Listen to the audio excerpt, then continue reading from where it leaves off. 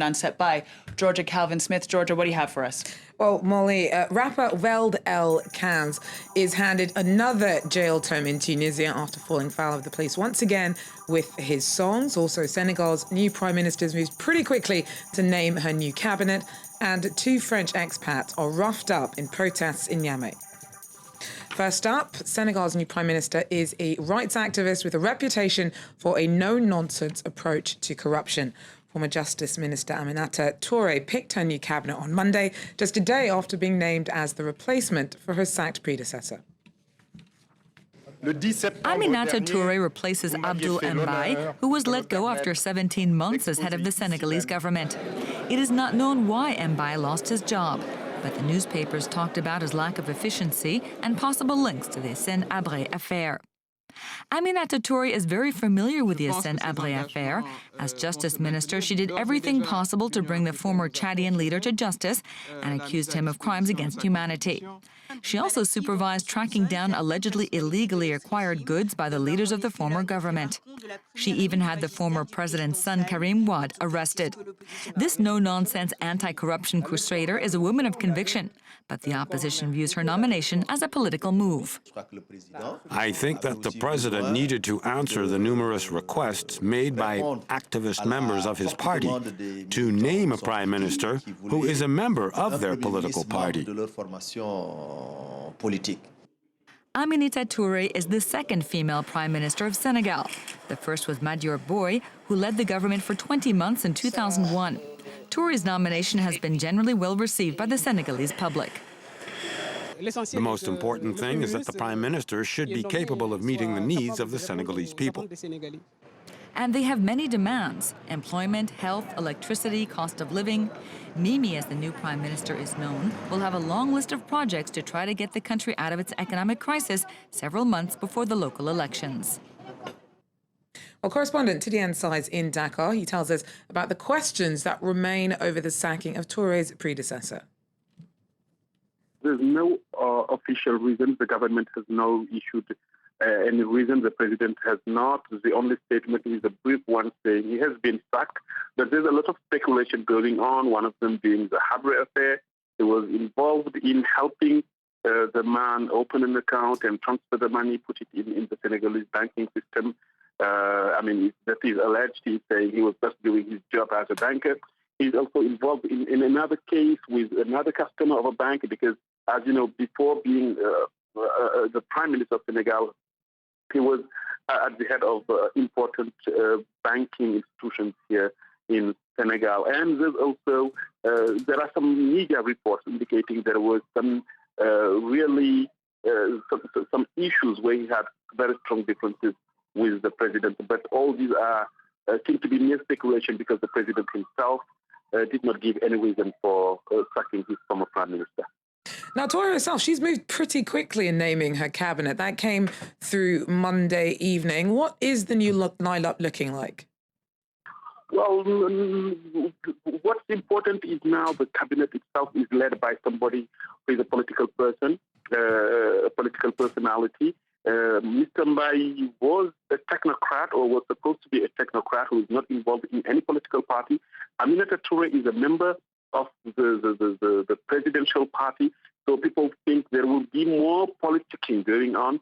That's one thing. The other important thing is some ministers have left. The Minister of Economy and Finance, who was supposed to be too pro-French, has gone.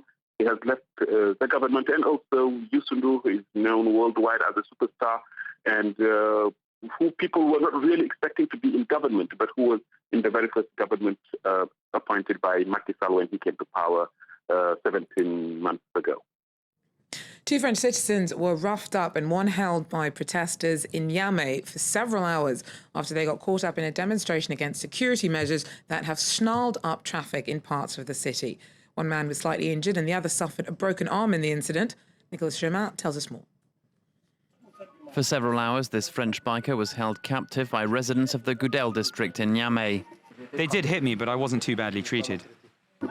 Another Frenchman broke his arm but managed to escape a little earlier. Never before had foreigners been attacked in this way in Niger. Residents are furious after security measures were reinforced around embassies.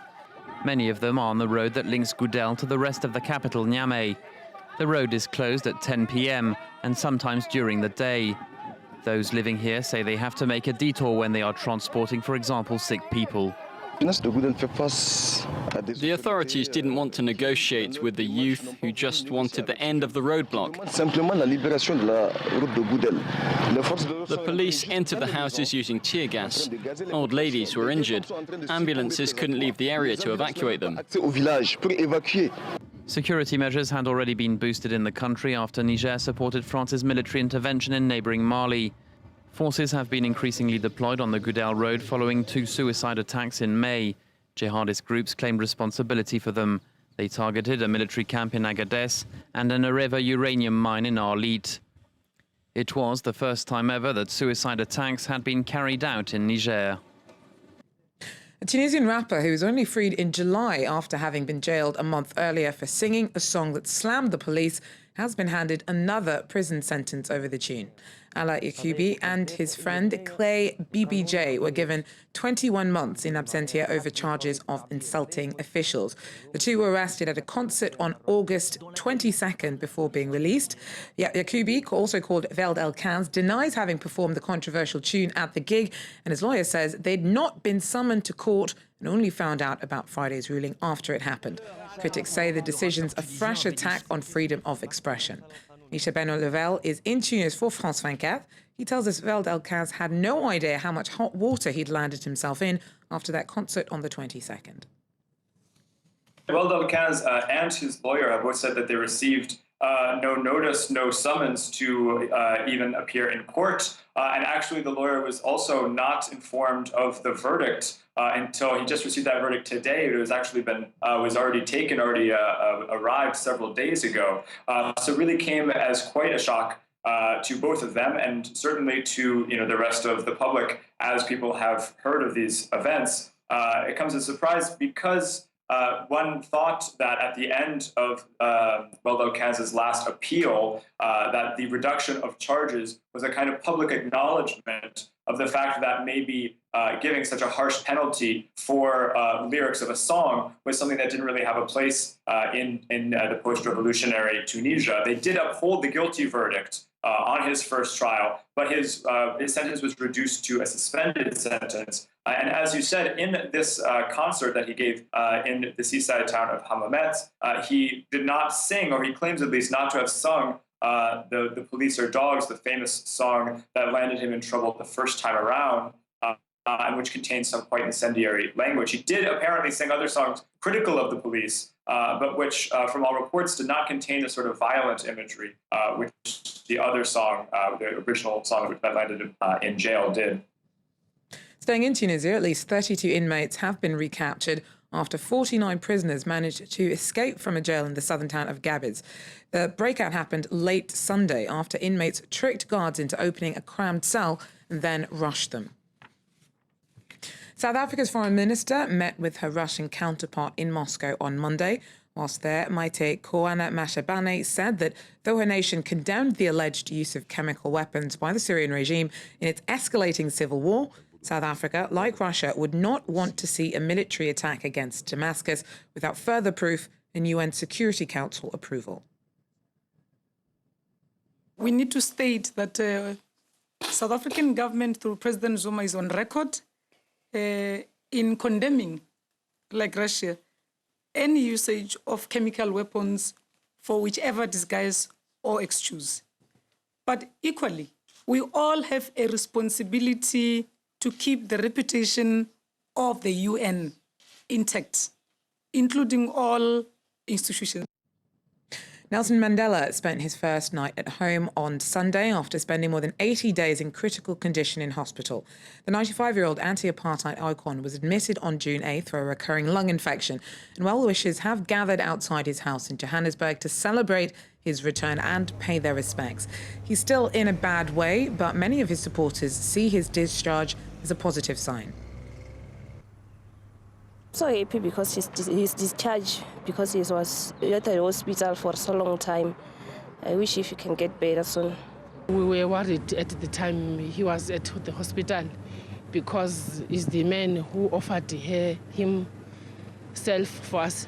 Matiwa, if he's back at home, I'm feeling free. Everything is okay to me. I'm feeling free. If I'm going free. I'm a man now. He's a father of a nation, you see. In Egypt, authorities are keeping up the pressure on the Muslim Brotherhood. On Monday, judges recommended that the Islamist party be dissolved. The crackdown follows the polarisation of the country after the army's ousting of President Mohamed Morsi in July. On Sunday, he was charged with inciting the murder of 7 of his opponents during demonstrations earlier this year, and he's also due to face trial alongside several leading members of the Brotherhood.